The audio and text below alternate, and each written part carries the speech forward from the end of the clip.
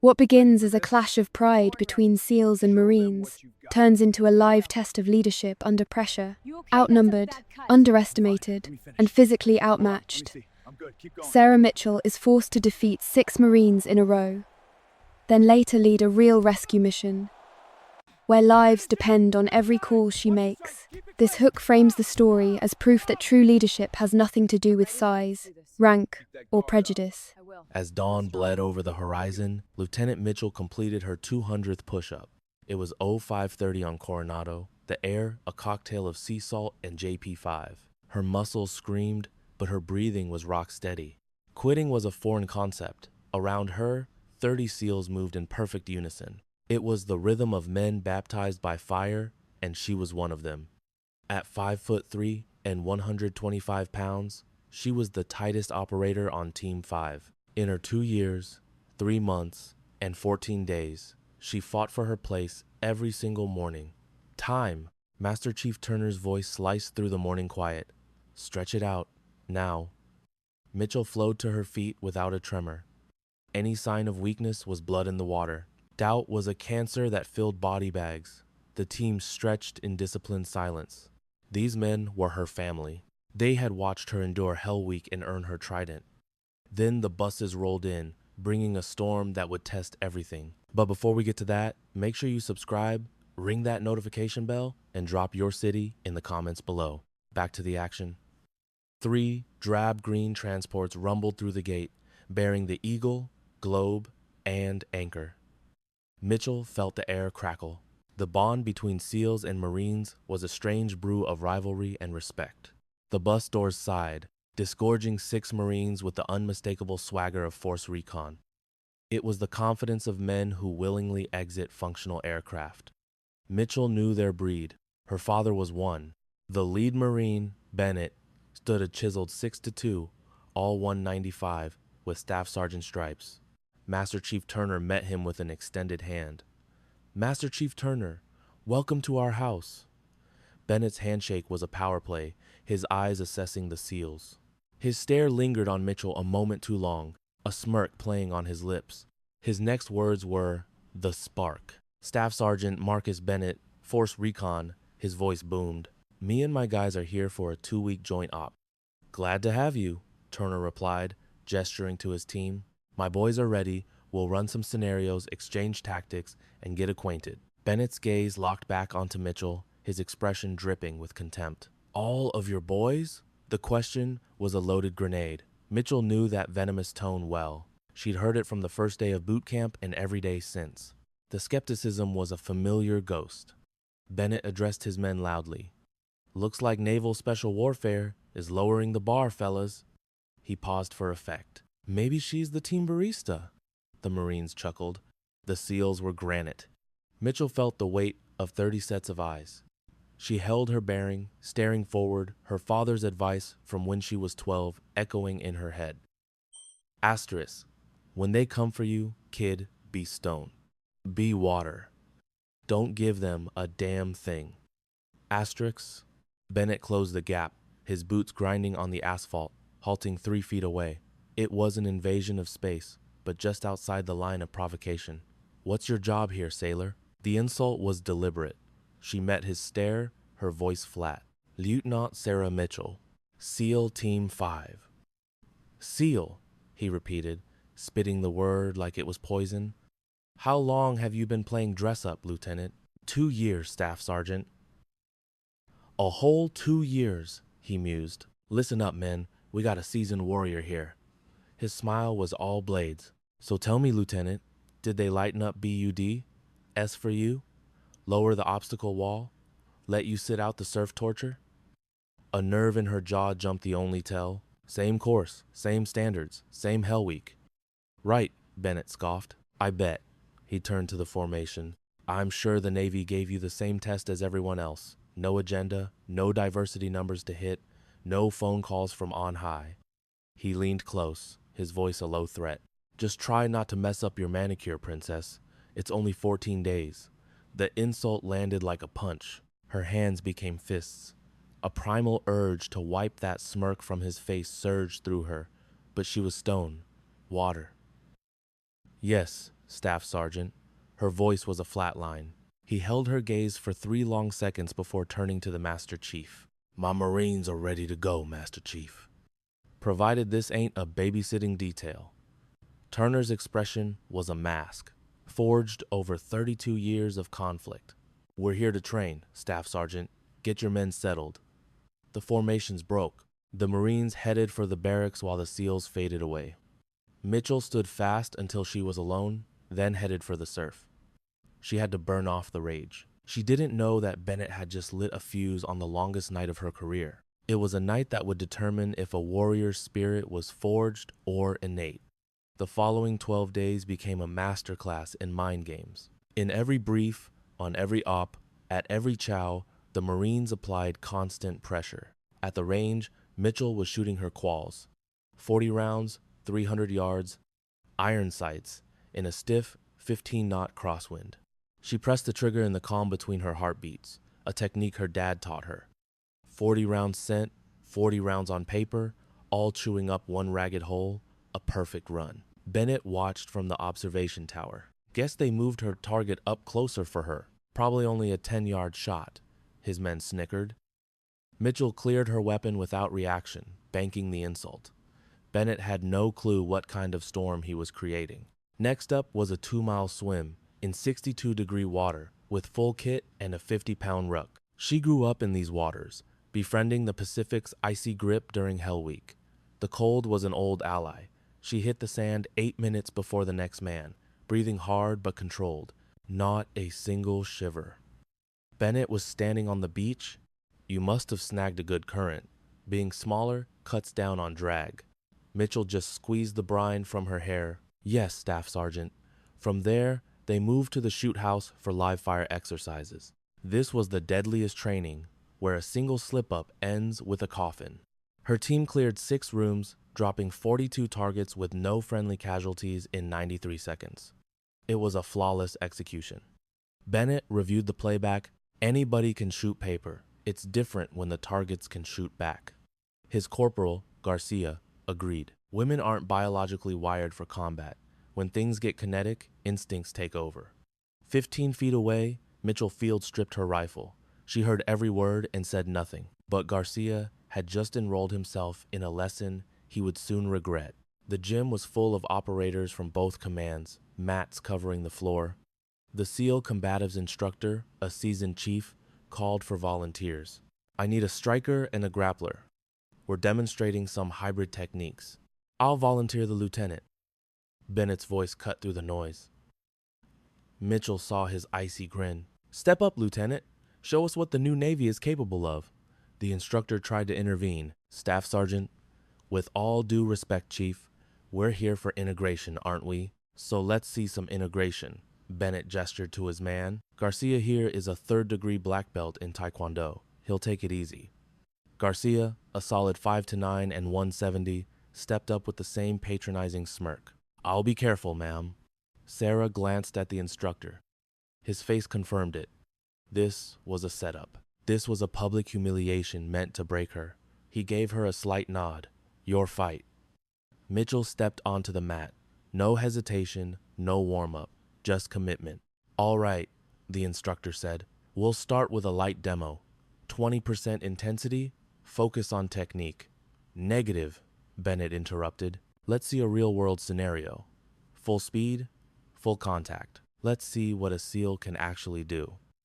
The gym went dead silent. 60 operators were watching, holding their breath. This wasn't training. This was the final argument Bennett had been making for 12 days. That women didn't belong in the teams. The instructor looked at Sarah. You good with that, Lieutenant? Sarah squared up, analyzing Garcia's stance, his weight distribution, the slight forward lean of a striker, and the casual posture of a man who believed he had already won. Her father's voice echoed again. Asterisk, they always show you their weakness, kid. All you have to do is look. Asterisk, yes, Chief, full contact is fine. The next 18 seconds sent a seismic shock through the room, paving the way for a final confrontation that would push Mitchell to her absolute limit. Garcia's smirk grew wider. He bounced lightly on his toes, loose and cocky, already picturing his victory. The instructor let out a slow breath. Okay. Standard rules of engagement. No shots to the groin, throat, or eyes. The fight ends on a tap out, a verbal quit, or my command. He looked from one to the other. Touch gloves. Keep it clean. Their gloves met. Sarah's seemed tiny against Garcia's. Ready? The instructor's hand fell. Engage! Garcia charged instantly. He threw a jab to gauge the distance, followed by a textbook spinning back kick. It was lightning fast, a perfect strike. It should have been the end. But Mitchell was already gone. She had seen the shift in his weight, the telegraphing motion in his hips before the spin even started. He was fully committed. There was no aborting the kick. She slipped inside its arc, using his own forward energy to carry him past her. Garcia landed awkwardly, searching for a target that had simply disappeared. Sarah was already at his back. She hooked his leading ankle, a simple leg sweep that weaponized his own aggression against him. Panic flashed in Garcia's eyes as his world tilted. The canvas hit his back hard. Sarah was on him instantly, locking in side control. He tried to bridge, to make room, but she already had his arm trapped, her legs locking a triangle choke from the side. He shoved a hand at her face, a classic, desperate defense. Sarah flowed with his momentum, rolled him over, and secured full mount. The choke dug in deeper, her shoulder blocking one artery while his own arm strangled the other. His vision began to shrink. Garcia's eyes bulged as he bucked without effect. His complexion darkened from red to a deep purple. He slapped the mat, a frantic 3-beat rhythm of surrender. Sarah released the hold instantly, rolling off as he gasped for air. 18 seconds. The gym went completely still. Sarah extended a hand to help him up. He paused, then accepted. Good fight, Corporal. Garcia rubbed his throat, studying her with a new level of respect. Where did you learn that? From my old man. Grappling was my native tongue. Bennett's voice cut through the stillness. Lucky, he sneered, the word dripping with contempt. Anyone can get lucky. The moment was broken. A low rumble spread among the Marines. The instructor moved to intervene, but Master Chief Turner stepped out from the shadows. Sarah hadn't seen him arrive. His gaze, still piercing at 62, fixed on Bennett. You have a point, Staff Sergeant, Turner rumbled. Once is a fluke. Bennett's cocky grin returned.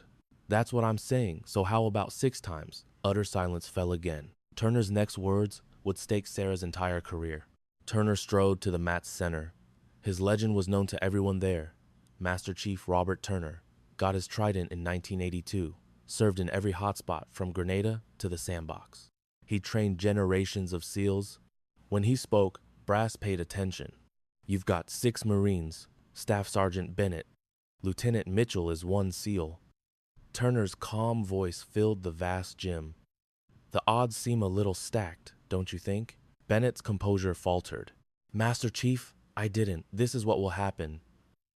Turner pivoted, addressing the entire room. We're supposed to be building cohesion, but I'm hearing a dispute about standards, about who belongs here. He looked back at Bennett. Let's settle it. An exhibition. Lieutenant Mitchell against your whole fire team, 1 by 1. 6 straight matches, full contact, no breaks. The gym erupted. The SEALs were in shock. The Marines looked like predators that had scented blood. Sarah's heart hammered against her ribs. 6 fights in a row? It was unthinkable. Bennett's surprise morphed into a vicious smile. What are the stakes, Master Chief? Turner's smile was a blade. If Lieutenant Mitchell wins, you write a public apology to every woman on this installation. It will be the first entry in your permanent record. Bennett's jaw tightened. And if my team wins, she puts in for a transfer. Out of Team 5. Out of Spec War. Sarah's world fell away. Her entire career. Everything she'd fought for since she was 13 was wagered on one night. A week to prepare for 6 bouts that would either define her legacy or end it. That week was an exercise in pure misery. At 04:30, Turner was at her door with black coffee and the promise of agony. He made good on his promise. This wasn't standard PT or even Bud S training. This was different. 5-minute grappling rounds with a fresh partner rotated in each time. Again, Turner ordered. You're facing 6. 2 minutes of rest. Learn to function on empty. She had 30 seconds between rounds to gulp water and force her lungs to work. 10 rounds. 50 minutes of being ground down. Her muscles burned. Her mind was a haze. 10 more. Sarah finished 7 before she vomited. Turner gave her a minute. Again. By nightfall, she had completed 25 rounds. Her body was a mass of contusions running on willpower. But Turner was just warming up. Day 2 was her father's method. He turned the worn notebook to page 15. Small joints break easily. Fingers, wrists, ankles. Be fast. Be efficient. Move on. Every movement was economical and brutal. For 14 hours straight, they drilled joint locks. Turner's own hands were her training tools. She learned to view each joint as a hinge designed to fail under precise stress. Your father was an engineer, Turner remarked. He knew a body is a machine, and every machine can be broken.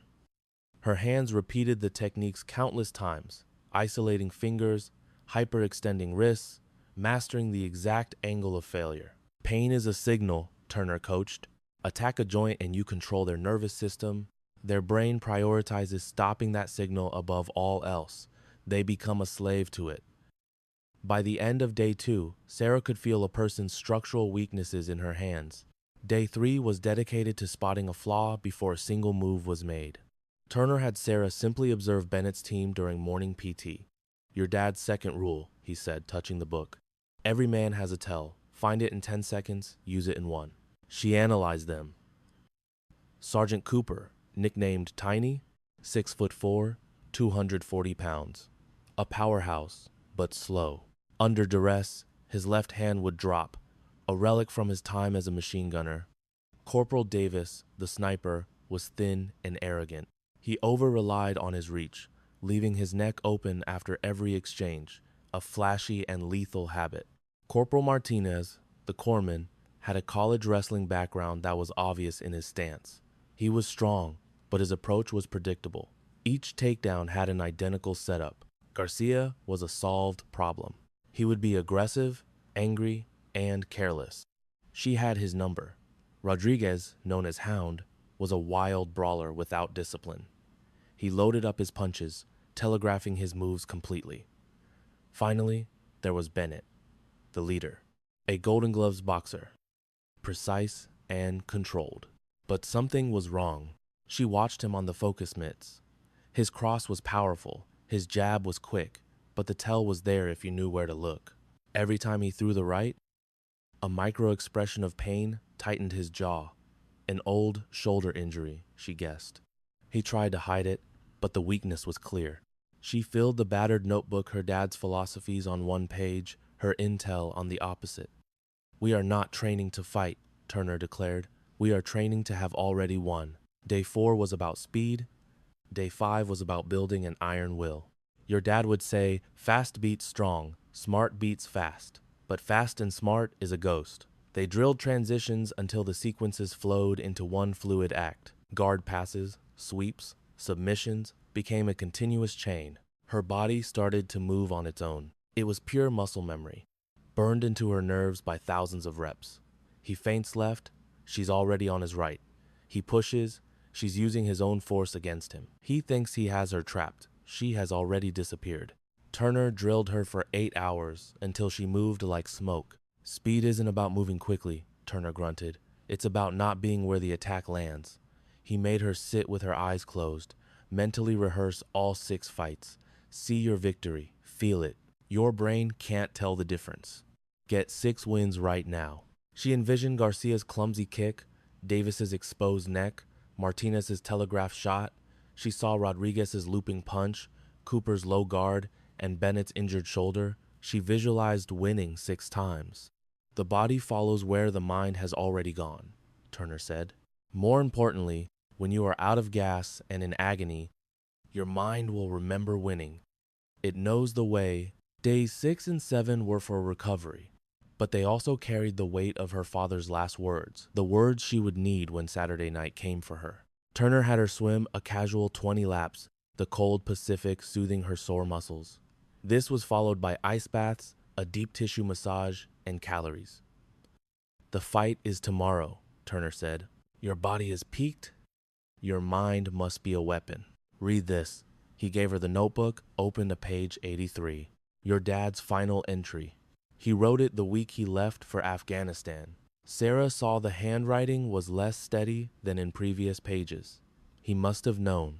Sarah, if you're reading this, I'm gone. I am sorry I won't be there to watch you become the warrior I knew you would. The strongest, sharpest woman alive. But strength isn't about never falling. It's about rising again. Courage isn't the absence of fear. It's doing the job anyway. And a warrior does not hide from tears. They wipe them away and re-engage the enemy. I love you, kid. Make them remember our name, Dad. She reread his words, holding the book to her chest. Tomorrow, 6 Marines would try to break her. She would show them what it meant to be a Mitchell. Day 7 dawned, harsh and brilliant. By 2000 hours, 400 people would watch history being made. She needed one final keepsake from her father, a token Turner had saved for this very trial. Saturday broke clean and sunny, 72 degrees with a sea breeze, perfect Southern California. A cold dread sat in her gut. 1800 hours, 2 hours to showtime. She waited in the solitude of her barracks room. His journal, the SEAL trident, and his tattered Krav Maga black belt were mounted on the wall. They were symbols of a heavy inheritance. A sharp knock on the door, it's open. Master Chief Turner entered, a small duffel in his hand. His expression was grim, but his eyes were gentle. You hanging in there? Scared to death. That's good. Your old man was always terrified before a mission. Said fear keeps you sharp, makes you watch your back. Only idiots aren't afraid. Sarah managed a weak smile. He did say that. Turner sat, removing a folded black cloth from his bag. Your father wanted you to have this. Made me promise him years back. He instructed me to give it to you when you were up against your greatest fight. He unspooled the fabric, revealing a Krav Maga black belt. The edges were frayed, its color faded to a deep charcoal. This was his. He earned it in 1990, wore it for 15 years. Every single op, every single drill, he swore his fighting spirit was woven into it. Turner held it out. It's your responsibility now.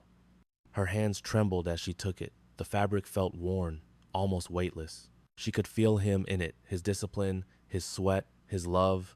Thank you, Master Chief. Don't thank me yet. You have a battle to win. Turner rose. 2000 hours. Don't be late. He paused at the door. And Sarah, your dad had one last saying before he went out. What was that? Pain is just weakness leaving the body. Looks like you're about to lose a lot of weakness. In 2 hours, she would walk into that gym with her father's belt. The fight would become a legend on base. She didn't know the hardest part wasn't the first match, or the 5th. The true test would come when her body was shattered, her resolve exhausted, with nothing left but the words her father wrote 13 years ago. The gym was a sweltering, packed house. Every SEAL, Marine, officer, and enlisted man, 400 people crammed into a space built for 200. A single ring sat under blinding lights. The base commanding officer had approved it as a sanctioned match. Sarah came in through a side entrance.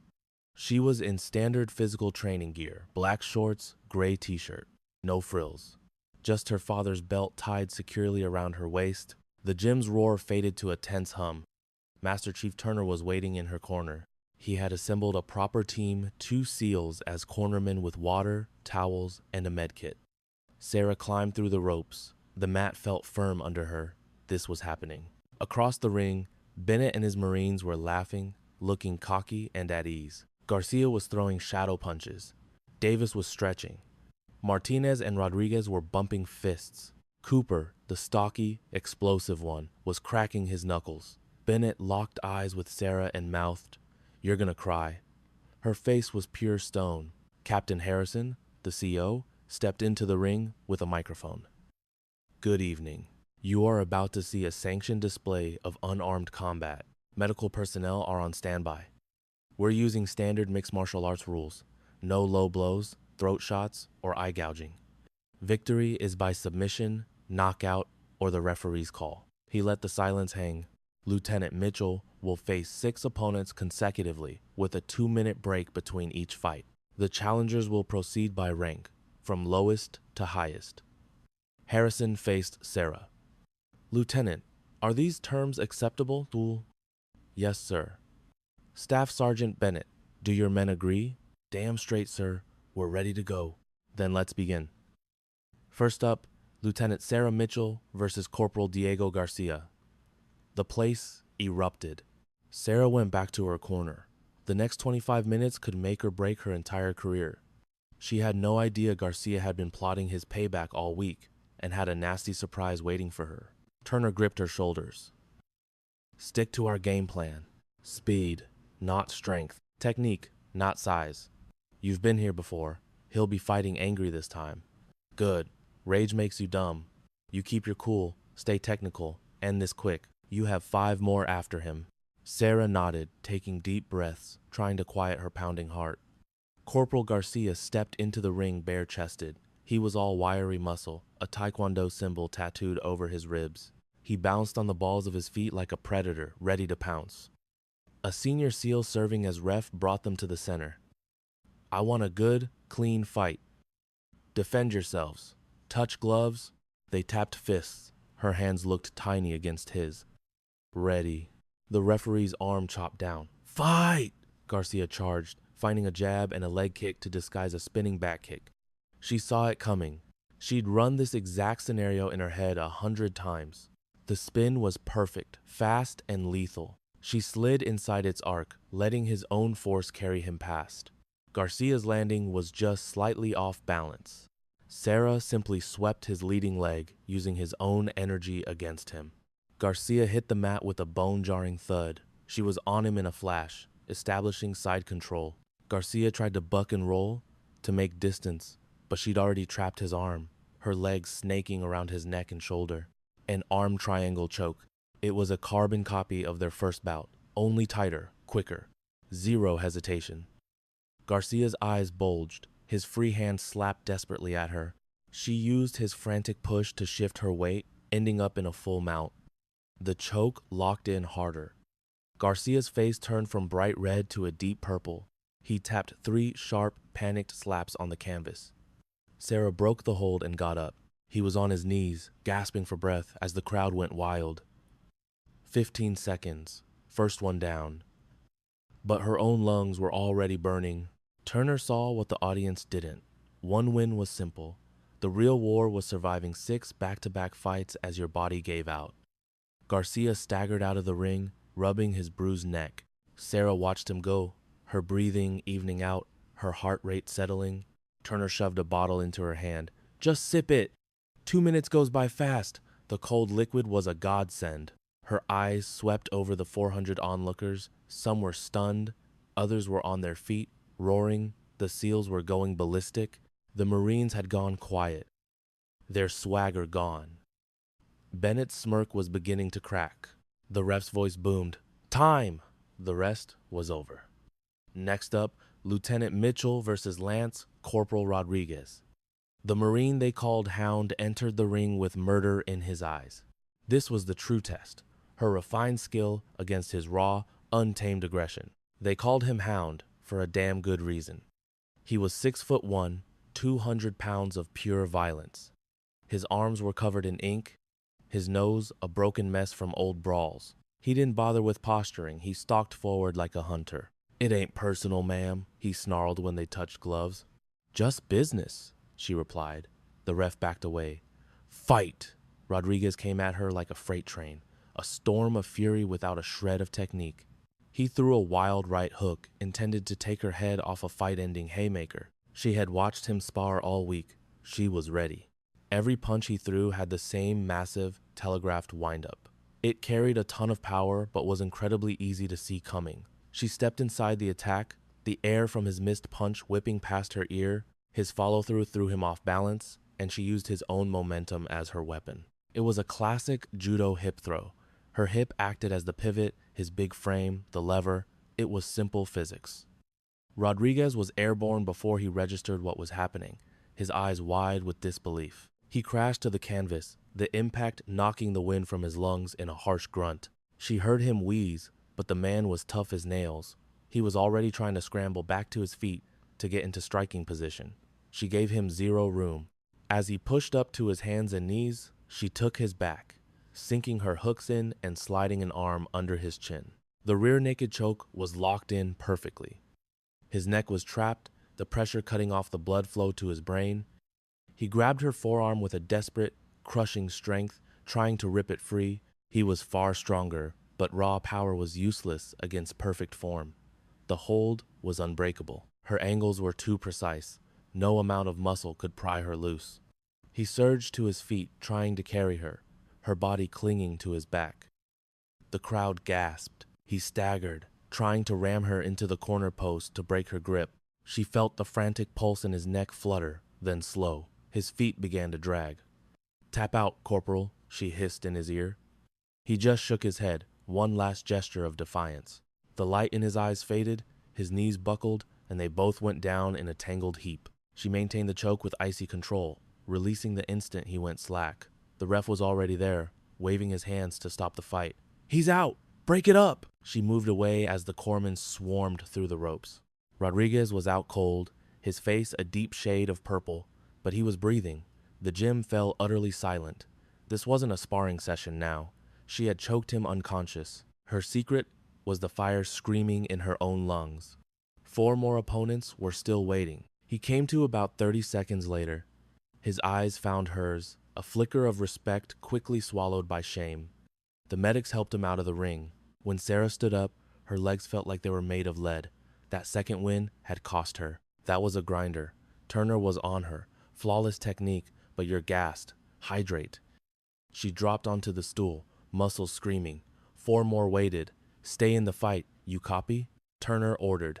"Just focus on this one," the referee roared. "Time! Lieutenant Mitchell, Corporal Martinez." The wrestler stepped in, cocky, sure he wouldn't fall. But she'd studied his film for 3 days. She saw his tell. Martinez was a fireplug at 6 feet and 185. His college reels showed explosive takedowns and a suffocating ground game. That repetition had carved predictable habits into him. His plan was simple: get her down and use his weight.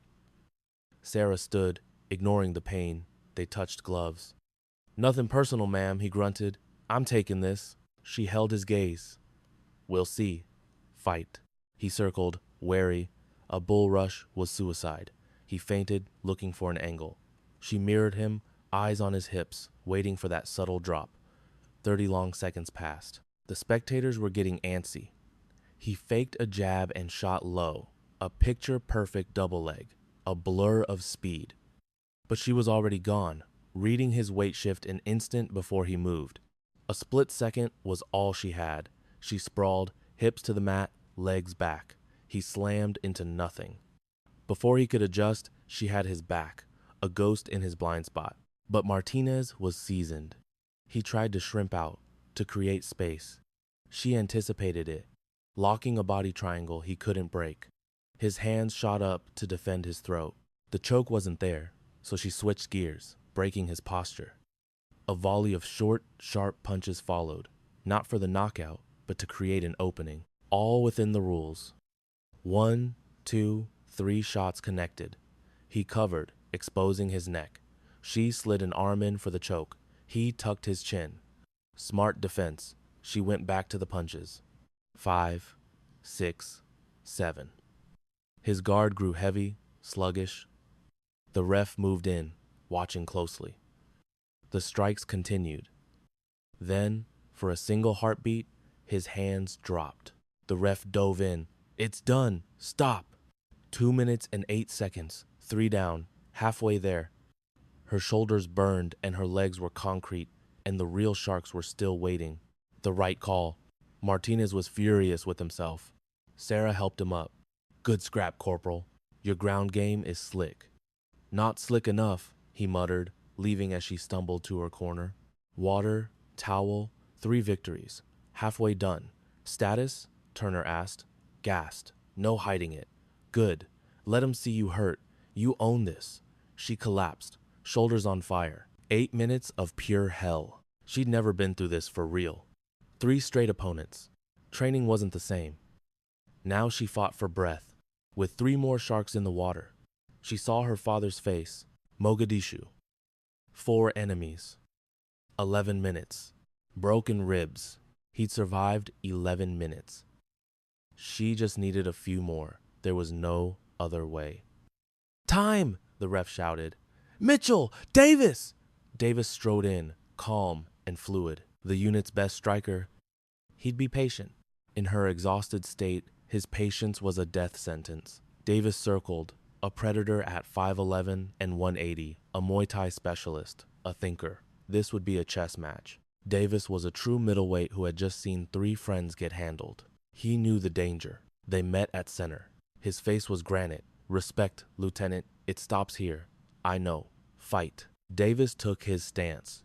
High guard, elbows tight. Perfect form. She searched for a tell. He launched a leg kick. She checked it with a sharp crack of bone. He threw another. She checked it again. He was setting a pace, trying to draw her into his world. 40 seconds of probing feints. The crowd was silent. It was a tactical battle. Then he threw a lightning-fast elbow. She slipped it by a millimeter, the air kissing her cheek. He blocked her counter. They reset. 1 minute gone, he threw a crisp combination.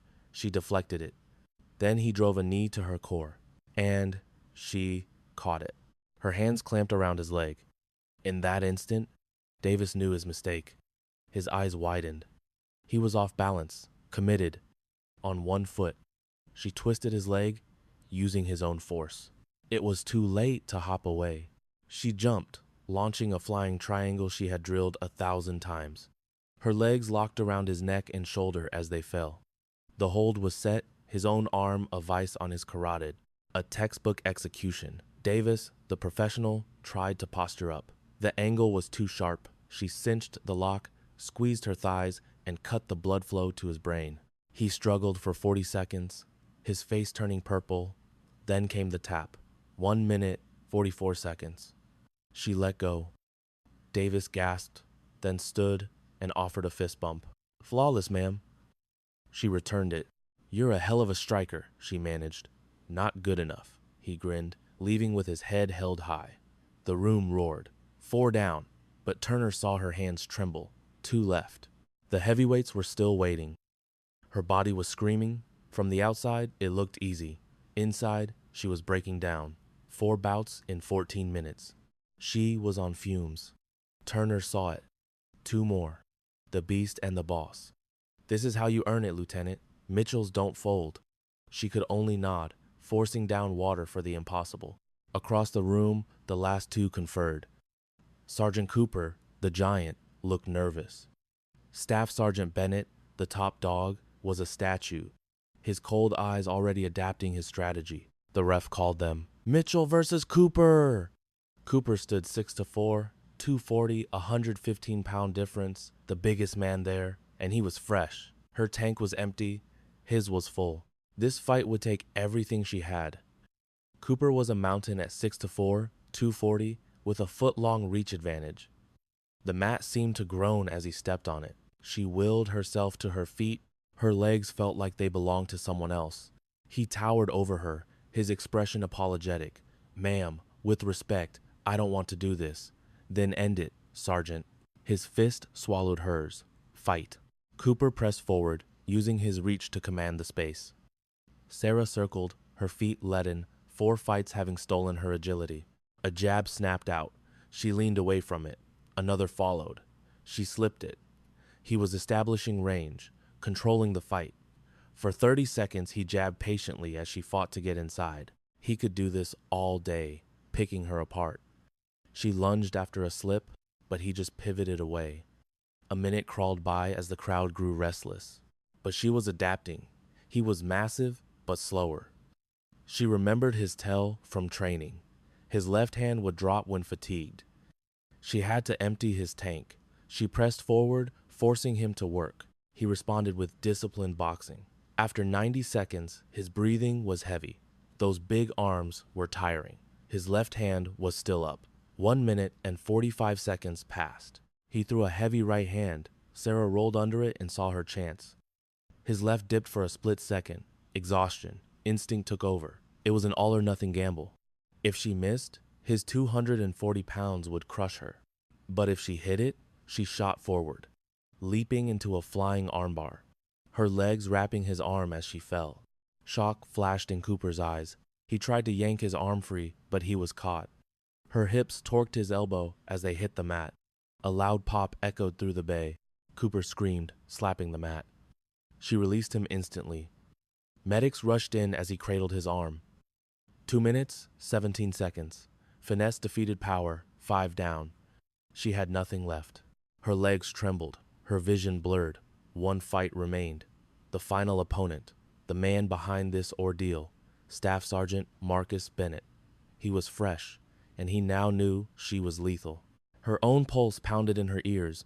Turner shoved a water bottle in her face. Drink. Breathe. 2 minutes. She obeyed, hands shaking after 15 minutes of brutal combat. Every drill had been proven effective. The Phantom Protocol was real. Now came Bennett. 6'2", 195, a Golden Gloves champion, unscathed, undefeated.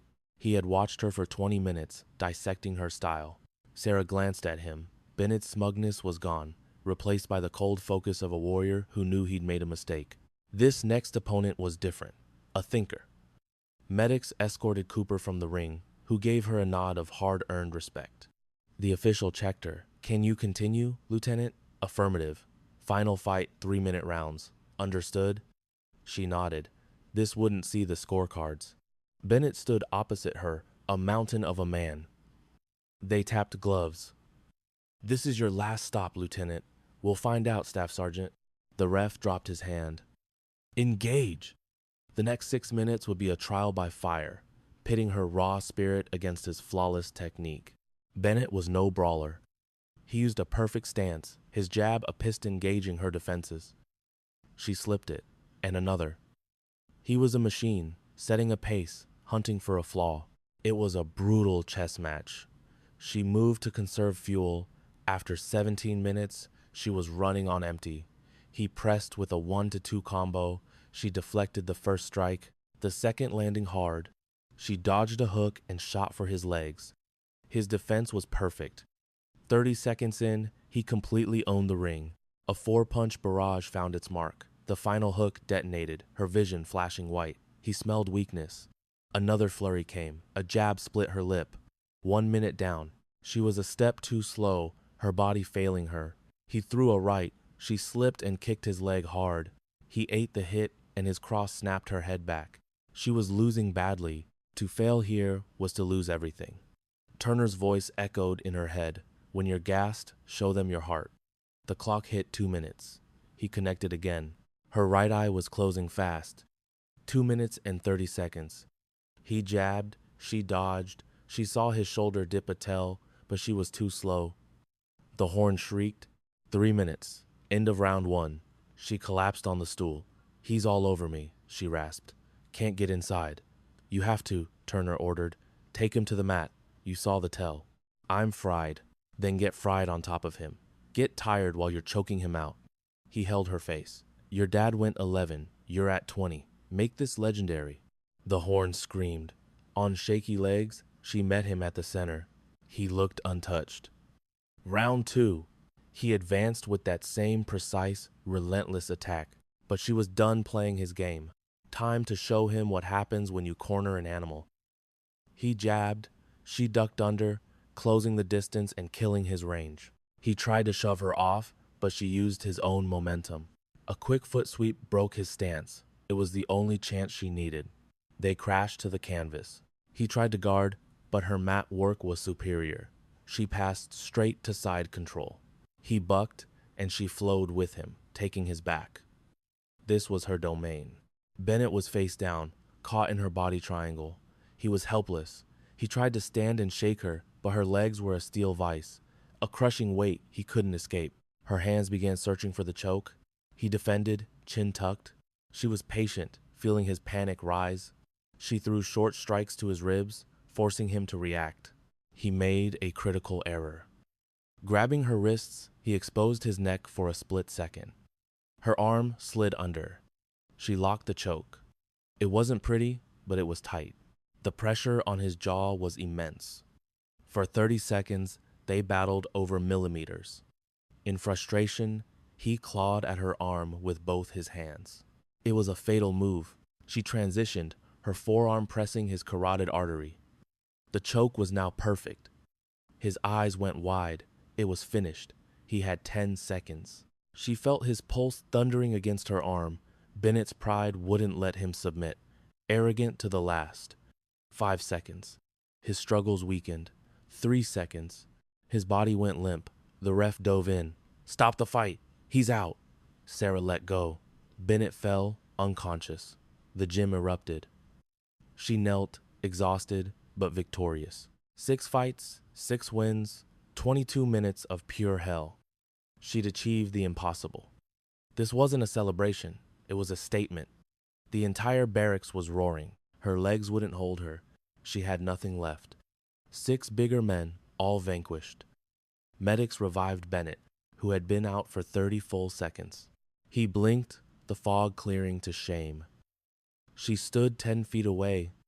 Their eyes met. Something shifted. Acknowledgement. Respect.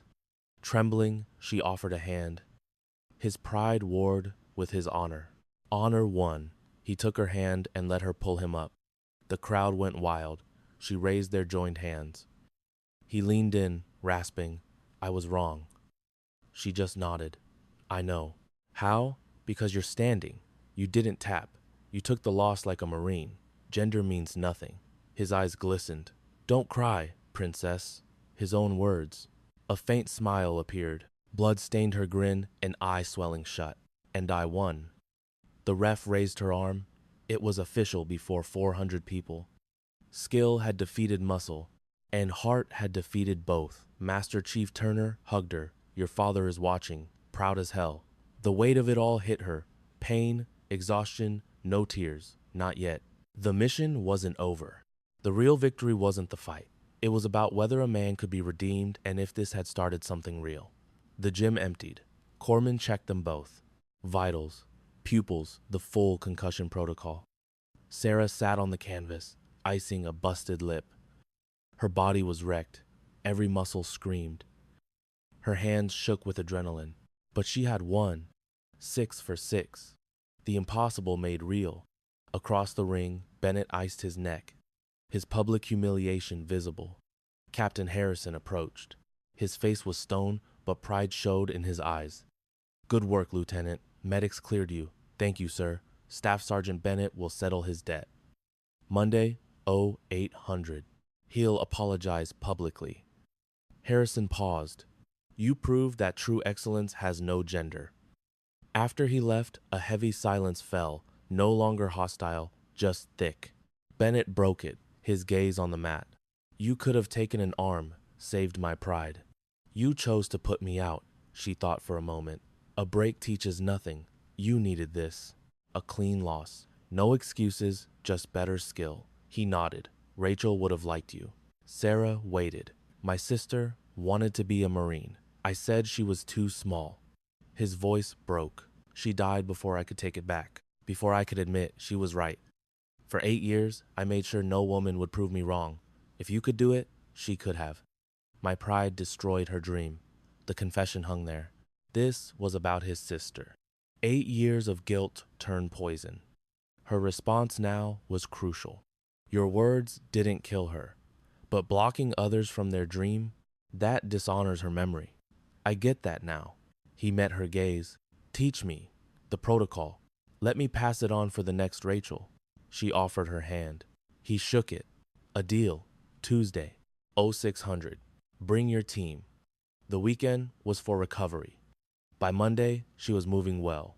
500 Marines stood in formation. The 6 men stood behind their NCO.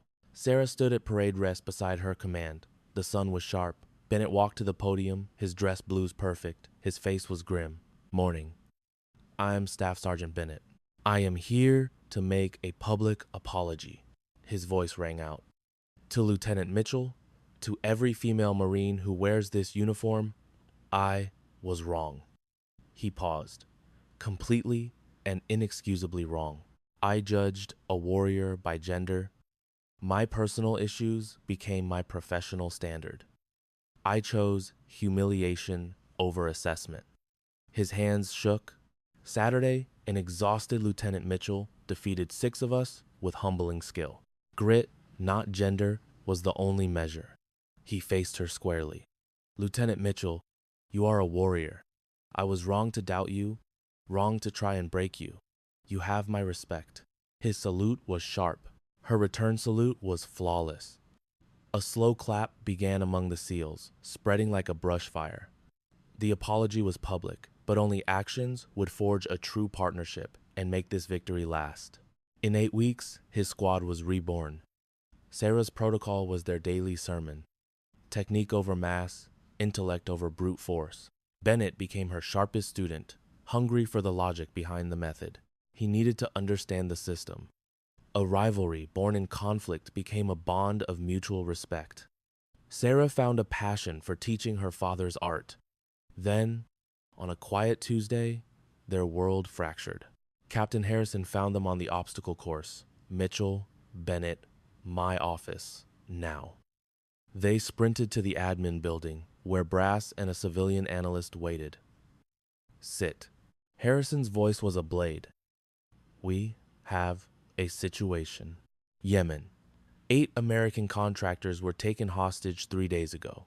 Intel places them in a remote compound. We're launching a rescue. SEAL Team 5 is lead element. He locked eyes with her. Lieutenant, you're running the close quarters team. 12 operators, a mix of our people and theirs. Your only job is bringing those hostages out alive. Sarah's heart hammered. A live mission. She had to ask herself, was she ready? Yes, sir. I'll do it.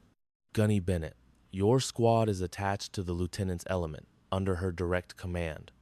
Objections? Bennett's reply was instant. None, sir. It is an honor. The next 72 hours blurred into intel packets and rehearsals. Dawn crested over the deck of the U.S.S. Winston Churchill. Master Chief Turner, who'd pulled strings to be there, found her at the rail. Your old man saw a sun like this before Mogadishu, he said. Sarah just nodded. I'm scared, Master Chief. What if I lose one of my team? You carry it, just like every commander before you. Your plan is sound. Trust your training. Trust the protocol. In the hangar bay, 12 operators stood ready. They were kitted up, weapons hot, ready for the breach. Sarah addressed them. Gentlemen, 8 Americans are being held. It has been 4 days. Our mission is simple. Get them out and bring everyone home. The monitor came to life. 3 structures. Hostages are in the central building, 2nd story, with at least 6 guards. She outlined the assault plan. Bennett asked pointed questions. The SEALs offered refinements. The rules of engagement are clear. The package is priority. If it is a choice between taking a shot and saving a hostage, you wait. We take the risk, not them. She scanned their faces. Any questions? Silence. Gear up.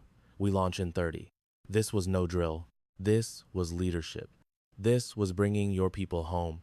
And this was Bennett following a woman into the depths of hell. The insertion was silent. 2 boats made landfall. At 02:15, they moved inland fast. The 2-kilometer hump took 40 minutes over broken earth. Sarah was on point, Bennett on her 6. They reached the wire at 02:55. Her night vision revealed 3 board sentries. She gave the signal. Her hand counted down. 3, 2, 1. 3 muffled reports broke the night. 3 bodies dropped. They pushed forward, ghosts in the dark. At the building, Bennett set a breach charge. Another signal. The door imploded. Sarah was first through. She raised her HK-416, the world a ghostly green, hallway clear. The team flowed in behind her like a single organism. Contact. 3 armed hostiles scrambling. Her rifle barked twice. 1 down. Bennett dropped the 2nd. A SEAL neutralized the 3rd. 7 seconds, room cleared. They advanced. The stairs were a death trap they had to take. Shouted Arabic from above. Their element of surprise was gone. She hit the locked door as Bennett brought up the breacher. The lock disintegrated. Inside, 8 bound hostages, alive. Her team swarmed the room, cutting restraints. Gunfire erupted from downstairs. The compound was awake, compromised. Move. The hostages were up. The team hustled them to the stairs. Bennett and 3 Marines laid down covering fire. Halfway down, a fighter appeared. She put a double tap in his chest. Threat down. Go. Ground floor. The front gate was a 60-foot kill box. A suicide run. Back door! Bennett, find a way out! He broke off with his team. Sarah and the SEALs held the line. Then his voice crackled. Clean exit this way. Move! They executed a fighting withdrawal, shielding the hostages. They burst through a rear door into blackness. They ran hard, putting 2 kilometers behind them as fear spurred the hostages onward. A mile out, the world came apart. A heavy machine gun opened up from a ridgeline, pinning them in the open. The mission was sideways. This was the moment that defined leaders. The team hit the dirt, firing at muzzle flashes, completely trapped. Bennett saw the only way out, a shallow depression offering a flanking route. Hayes, we're flanking, he yelled. Give us 30 seconds of hate! Roger that. Sarah's rifle went to full auto. Bennett and 4 Marines moved like shadows, using the terrain. They got behind the gun. As it swung toward them, they opened fire, shattering the ambush. Bennett's team mopped up. Then his strained voice came over the radio. I'm hit. Leg. I can't move. Her choice was instant. Team, secure the package and get to the landing zone. I'm getting Bennett. Negative, Lieutenant. Turner's voice was ice. That is a direct order. Send someone else. Not a chance, Master Chief.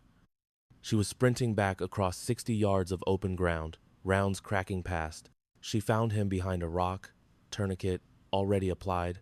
What the hell are you doing? Bennett hissed. Saving your butt, so shut it. She grabbed his gear and hoisted him in a fireman's carry. 195 pounds of Marine on her 125-pound frame. She ran. 50 yards. 40. Her world narrowed. Her legs churned.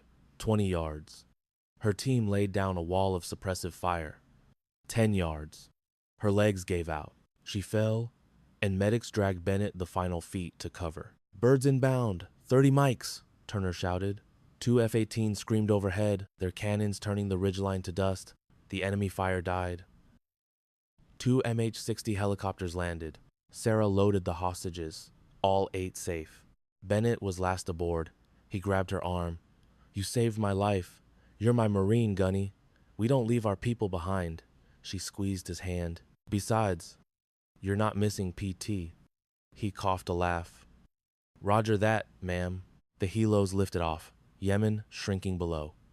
Mission success. 8 rescued, 0 killed, 1 wounded. Sarah slumped against the bulkhead, the exhaustion absolute. She had led them, and her father's system had worked. The real war was coming. 6 months later, a decision would change her life, and a secret from Turner about her father would shatter her. Lieutenant Commander Mitchell stood on the grinder at Dam Neck. The Yemen op had earned her the promotion and a billet with SEAL Team 6. Her command under fire had been her ticket. Bennett, fully recovered, was now the Marine liaison to DevGru. He had jumped at the posting. Now, Sarah taught advanced CQB to 32 SOF operators from all branches. 30 men, 2 women. Bennett, now a master of the Phantom Protocol, was her assistant. Today's lesson was fighting bigger men. A giant ranger, 6'5" and 230, stepped up. Size matters in a fight, Sarah said, just not how you think. He has 80 pounds on me. Now, watch. The takedown was perfect. Later, a female Marine asked, Ma'am, how do you deal with the mind games? The crap about size? A hard smile touched Sarah's lips. You don't. You make it irrelevant. You get so good your skill is the only thing they can talk about. True skill answers to no rank, Bennett commented. Skeptics learned that lesson rough. I ate canvas before my whole BN. Taught me everything. The room erupted in laughter. Once it emptied, Bennett approached. Ma'am, your 1600 meeting starts in 10. Sarah glanced at her wrist. Right, the brief she'd been dreading. Thanks, Gunny. Square the gear away. Already handled, ma'am. In her dress blues, she headed for the Marsoc Memorial Garden, a quiet sanctuary of names on black granite. Sergeant Major Turner was present, retired but always there. Her mentor, at 63, he was grayer, but his gaze hadn't lost its edge. Sergeant Major. Sarah. He spoke her name with familiar warmth. How's the training going? Strong. It's solid. Teaching Dad's system, watching it click with these guys. This is what it's for. Your old man would be beaming. He meant for the protocol to last. Looks like it's going to. Quiet fell over them while they read the names etched in stone. Too many friends lost. The cost of being the tip of the spear. Sarah's hand found her father's name, feeling the cold engraving. Gunnery Sergeant William Mitchell. A ritual she'd kept for 13 years. The orders dropped, Sarah murmured. Command of a task force in Afghanistan, high-value target missions, 6 months. You gonna accept? I'm not sure. I feel like I still need to earn it. Show everyone that night wasn't a one-off, that I didn't just get lucky in Yemen. Turner paused for a moment. Your father said something to me the night he was killed, right before his final mission. The air left Sarah's lungs. Words failed her. He told me this life isn't about combat, body counts, or proving yourself. Turner's tone carried the weight of 13 years. It's about grieving for your brothers, squaring yourself away, and manning your post again. Because somebody has to hold that line. Turner's voice grew rough. We hurt because we're designed to take the hit and keep moving. We're made to shatter and still not give an inch. The grief she'd held back for so long broke free in a burning flood. For him, for the 13 lost years, for everything his legacy demanded. Turner's hand came to rest firmly on her shoulder.